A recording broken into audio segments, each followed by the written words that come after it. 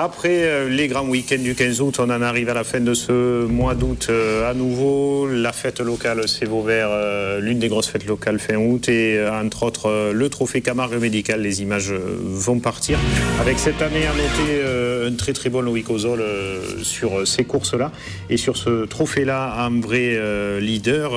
Et on revient sur cette belle course du 21 août avec un beau plateau. Yvan de la Manade Loupantaille, qui aura été égal à lui-même, c'est-à-dire très bon, mais aussi Hathor et Tassou de Domas. Mais c'est ce taureau-là qui aura été et qui a fait sa meilleure course de la saison à ce moment-là, qui lui a peut-être valu derrière une place à la finale du trophée des As, avec un bon Loïc Ozol aussi, qui se sera chauffé après être passé dessous et s'en sortant d'une... Ça en sort très bien. Ouais, très très bien.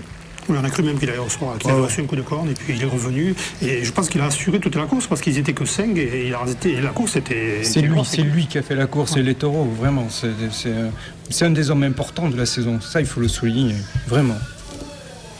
Et c'est même lui qui gagne, tellement qu'il est important pour le coup. Et puis Tassou qui aura terminé spectaculairement cet après-midi le trophée pour Loïc et puis l'ovation pour les raseteurs. Ils n'étaient pas nombreux ce jour-là. Mais non, quand on dit des fois à 5 raseteurs, on peut faire une course. Parce que Vauvert, c'est plus la piste que c'était avant. C'est devenu une grande piste, difficile. De le dire, parce que là, Ozol, il a tiré devant. Oui, bien sûr. Voilà.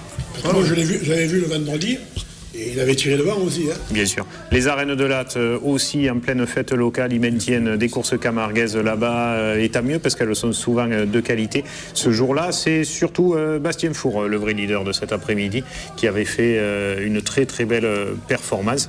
Et on avait vu de bien belles choses, dont ce bon quart d'heure à nouveau de Mitra de la Vie d'Orlenca avec Romain Gros côté droit.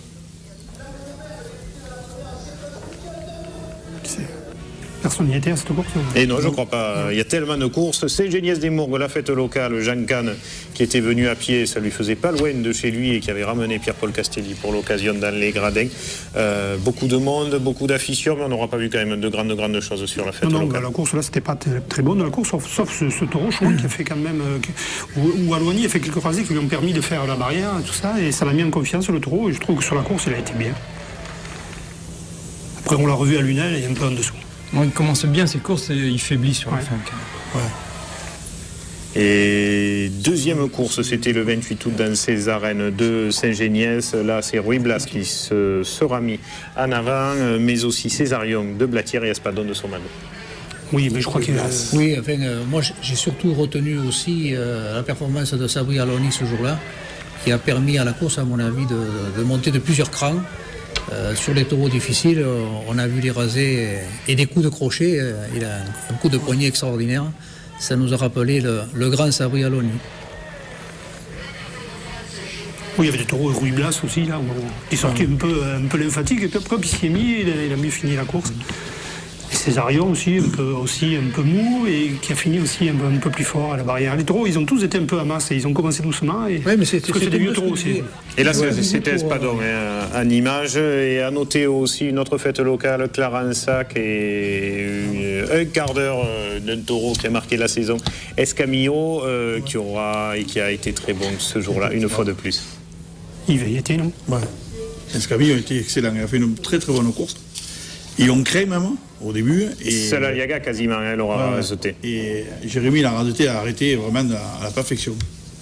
Après les autres sont tenus un peu en retrait et c'est difficile. Mais il est plus difficile à droite, je crois, à raseter.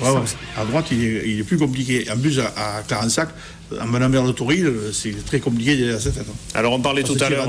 Tu es rendu dans une petite piste et tu es de suite au Touril. On parlait pour la finale des As de la problématique de la commission du Trophée Touraine pour deux taureaux d'une même manade. Là c'est pareil, Renault, Ratis, Escamillo pouvaient prétendre aussi à une place. Il peut y avoir 15 royales.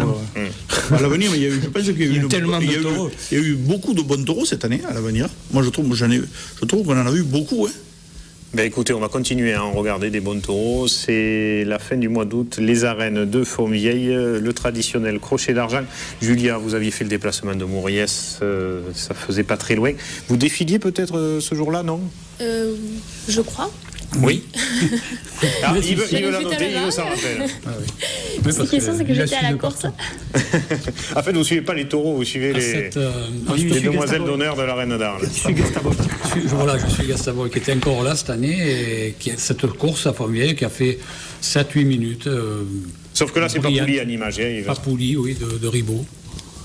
Mais cette course aussi, elle a été menée très rapidement par les rasetteurs qui ont attaqué tous les taureaux et très peu ont réussi à résister.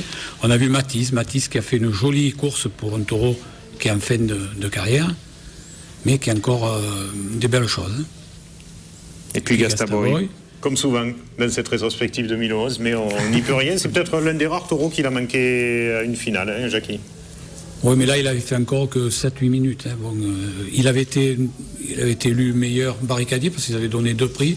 Et ils avaient donné le prix du cocardier à un taureau qu'on va voir après, je suppose, c'est Véran de Allard.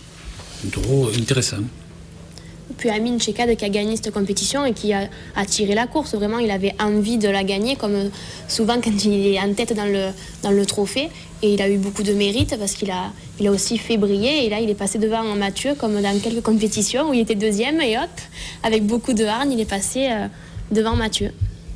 En tout cas, bravo au club taurin de Fontvieille pour ce crochet d'argent ce jour-là. Belle prestation d'Amin Chekad. On va encore beaucoup parler de lui jusqu'à la fin de cette rétrospective. On va basculer dans un village de Provence, pas très loin, Jackie, chez nos amis de Nove, où c'est la fête aussi, fin d'août, de très très belles arènes couvertes maintenant, où il y a de l'ombre de partout. Jérôme Dumas en tourneur avec Jérémy Lafare. C'est la petite finale quelques jours avant la finale du mardi et on se retrouve avec Offley de la Manandrica. Alors, si on comprend bien, il n'y a que des finales. Et presque. On va commencer à ne voir presque plus que des finales maintenant dans cette fin de 5e émission et la semaine prochaine bien sûr aussi. Nove qui bénéficie de l'apport d'un garçon qui va voir des taureaux, c'est Arnaud Fesquet, qui est un club taurin qui est constitué que de jeunes. Et ils vont partout, on les voit partout, donc ils s'appliquent et ils arrivent à faire venir chez eux de beaux plateaux. C'est marrant comme des arènes peuvent à un moment donné connaître un trou et puis après sous une dynamique et une équipe renaître de leur sabre parce que ça a quand même été des arènes marquantes, les arènes de Nord. Même vous y avez raseté. C'est la volonté de l'organisateur. Une équipe qui s'entend et qui travaille.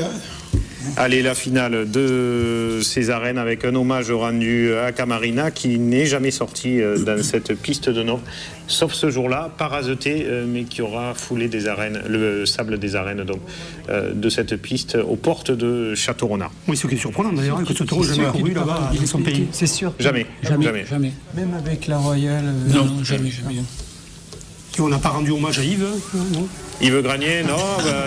Cette année, Yves avait un peu la pétoche. Il n'est pas resté en contre-piste. Il y avait Amadeus là, de Lotier qui a fait une course extraordinaire, surtout à gauche, à droite. Damien Martin. Exactement, oui.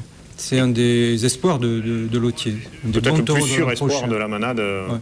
On a vu quasiment toutes ses courses. Mais qui est un peu réservé à droite. Oui, mais c'était une des rares fois, se disant qu'il était aussi réservé à droite. Qui est encore entier, en plus.